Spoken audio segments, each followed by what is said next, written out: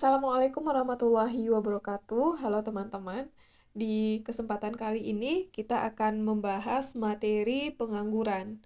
Yang mana pengangguran ini sebenarnya masuk kepada juga termasuk kepada materi ketenagakerjaan, tetapi kita pisah-pisah aja ya, masing-masing ada ketenagakerjaan ya yang sebelumnya sudah kita bahas. Kemudian kita juga sudah membahas sistem upah dan untuk menyelesaikan materi terkait dengan ketenagakerjaan, yang terakhir kita akan membahas pengangguran. Kita awali dengan menjelaskan terkait dengan konsep pengangguran. Pengertian dari pengangguran adalah kelompok angkatan kerja yang tidak bekerja atau sedang mencari pekerjaan.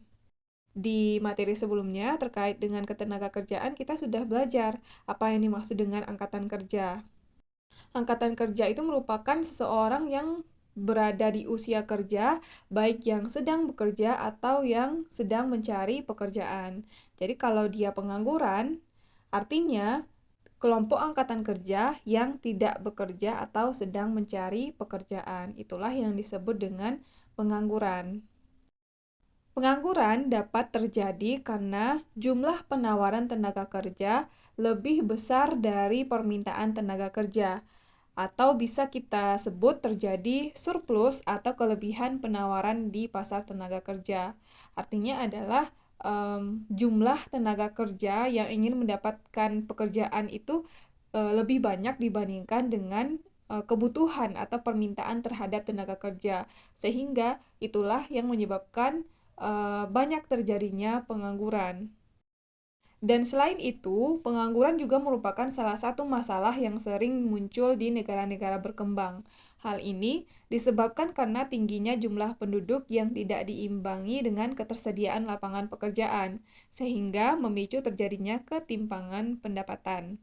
Nah, selain itu ya, pengangguran ini juga merupakan salah satu masalah yang dihadapi oleh atau yang sering muncul di negara-negara berkembang yang disebabkan karena tingginya jumlah penduduk di negara berkembang tersebut, tetapi tidak diimbangi dengan ketersediaan lapangan pekerjaan, yang mana menyebabkan banyak orang menganggur sehingga terjadi ketimpangan pendapatan di masyarakat.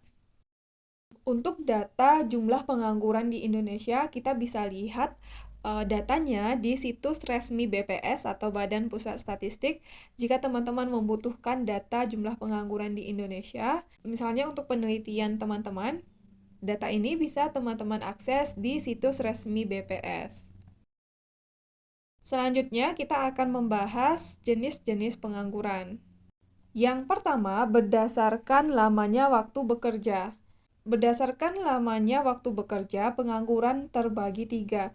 Yang pertama adalah pengangguran terbuka, yang kedua setengah pengangguran, dan yang ketiga pengangguran terselubung. Pertama, kita akan membahas pengangguran terbuka. Maksud dari pengangguran terbuka adalah angkatan kerja yang sama sekali tidak mempunyai pekerjaan. Contohnya adalah mahasiswa yang baru lulus kuliah dan belum bekerja. Pengangguran terbuka terdiri atas kelompok orang yang tidak memiliki pekerjaan dan sedang mencari pekerjaan, kemudian tidak memiliki pekerjaan dan sedang mempersiapkan usaha, kemudian tidak memiliki pekerjaan dan tidak mencari pekerjaan karena merasa tidak mungkin memperoleh pekerjaan, dan sudah memiliki pekerjaan tetapi belum mulai bekerja. Itulah yang termasuk kepada pengangguran terbuka, yaitu angkatan kerja yang sama sekali tidak mempunyai pekerjaan. Yang kedua, berdasarkan lamanya waktu bekerja, pengangguran yang kedua namanya adalah setengah pengangguran. Artinya, angkatan kerja yang sudah bekerja namun tidak bekerja secara optimal atau bekerja di bawah jam kerja normal. Contoh dari setengah pengangguran adalah petani yang menganggur karena menunggu musim panen tiba. Selanjutnya, yang ketiga adalah pengangguran terselubung. Pengertian dari pengangguran terselubung adalah angkatan kerja yang sudah bekerja namun tidak bekerja secara optimal karena ketidaksesuaian latar belakang pendidikan atau pekerjaan tidak sesuai dengan bakat dan kemampuan pekerja. Contohnya adalah seorang sarjana hukum yang bekerja sebagai CS di salah satu bank, padahal idealnya seorang sarjana hukum dapat bekerja sebagai pengacara, jaksa, atau notaris. Jadi kalau misalnya setengah pengangguran, angkatan kerja yang sudah bekerja namun tidak bekerja secara optimal karena bekerja di bawah jam kerja normal, itu setengah pengangguran artinya, sedangkan pengangguran terselubung artinya adalah angkatan kerja yang sudah bekerja, ya sama halnya dengan setengah pengangguran, tapi atau namun dia bekerja tidak secara optimal karena ketidaksesuaian latar pendidikan atau tidak sesuai dengan bakat atau kemampuannya. Selanjutnya adalah pengangguran berdasarkan penyebabnya. Berdasarkan penyebabnya, pengangguran terbagi atas tiga. Yang pertama adalah pengangguran struktural, yang kedua pengangguran friksional, dan yang ketiga pengangguran siklis. Pengangguran struktural.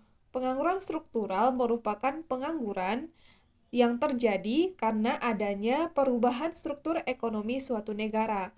Misalnya adalah perubahan dari negara yang berstruktur agraris menjadi negara industri. Pengangguran ini disebabkan karena keahlian yang dimiliki oleh tenaga kerja tidak sesuai dengan kemampuan yang dibutuhkan saat ini. Jadi pengangguran struktural ini terjadi karena adanya perubahan struktur ekonomi suatu negara. Selanjutnya, yang kedua adalah pengangguran friksional, merupakan angkatan kerja yang tidak bekerja karena mengharapkan pekerjaan yang lebih baik dari sebelumnya.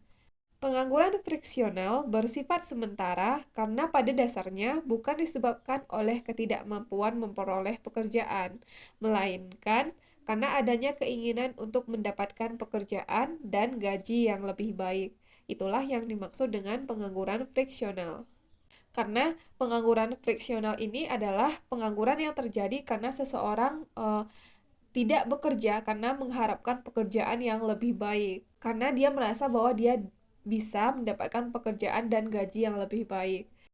Kemudian yang ketiga adalah pengangguran siklis. Pengangguran siklis merupakan pengangguran yang terjadi karena adanya penurunan kegiatan ekonomi. Ketika permintaan barang dan jasa dalam perekonomian menurun, hal ini akan memaksa perusahaan untuk memberhentikan pekerja dalam upaya untuk memotong biaya. Karena perusahaan itu juga mendapatkan pemasukan yang menurun. Jadi untuk menghemat biaya produksi, maka perusahaan memberhentikan beberapa pekerjanya sehingga menyebabkan terjadinya pengangguran siklis. Jadi pengangguran ini terjadi karena adanya penurunan kegiatan ekonomi. Bisa kita simpulkan ya kalau misalnya pengangguran struktural terjadi karena adanya perubahan struktur ekonomi suatu negara. Kalau pengangguran friksional karena angkatan kerja atau seseorang tidak bekerja karena dia mengharapkan pekerjaan yang lebih baik. Sedangkan pengangguran siklis itu terjadi karena adanya penurunan ekonomi. Setelah kita mempelajari konsep dari pengangguran, kemudian jenis-jenis pengangguran, selanjutnya kita akan belajar upaya mengatasi pengangguran ini. Ada 4 cara, sebenarnya ada banyak cara yang bisa dilakukan untuk mengatasi pengangguran, tapi kita akan bahas 4 cara atau upaya yang dapat dilakukan untuk mengatasi pengangguran. Yang pertama adalah dengan meningkatkan investasi. Investasi akan meningkatkan modal perusahaan untuk membuka usaha-usaha baru.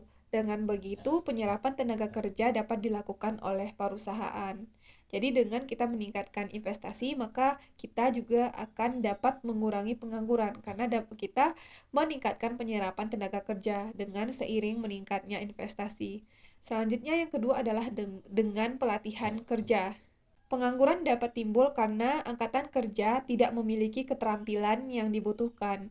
Untuk mengatasinya, perlu diberikan pelatihan-pelatihan yang dibutuhkan oleh masyarakat sehingga masyarakat akan memiliki kemampuan yang dibutuhkan oleh perusahaan melalui pelatihan ini sehingga dapat mengatasi atau mengurangi pengangguran. Yang ketiga adalah program kerjasama luar negeri. yang mana program kerjasama ini dapat dilakukan oleh pihak swasta maupun oleh pemerintah, dan dengan kerjasama ini, kesempatan kerja masyarakat semakin terbuka dan permintaan tenaga kerja yang tidak seimbang di dalam negeri dapat diatasi, karena semakin banyak kesempatan-kesempatan yang bisa didapatkan oleh masyarakat dengan adanya program kerjasama ini. Kemudian yang keempat adalah menggalakkan usaha UMKM. Upaya ini, masyarakat dibina dan diberikan bantuan modal untuk membuka lapangan kerjanya sendiri, sehingga masyarakat tidak hanya berusaha mencari pekerjaan bagi dirinya sendiri, tapi juga dapat membuka lapangan usaha baru untuk orang lain. Jadi, menggalakkan usaha UMKM ini bisa bermanfaat tidak hanya untuk diri sendiri tetapi juga untuk orang lain. Jadi, menggalakkan usaha UMKM juga perlu dilakukan dalam hal mengatasi pengangguran. Oke, jadi upaya mengatasi pengangguran dapat dilakukan dengan meningkatkan investasi, pelatihan kerja, program kerjasama luar negeri, dan menggalakkan usaha UMKM.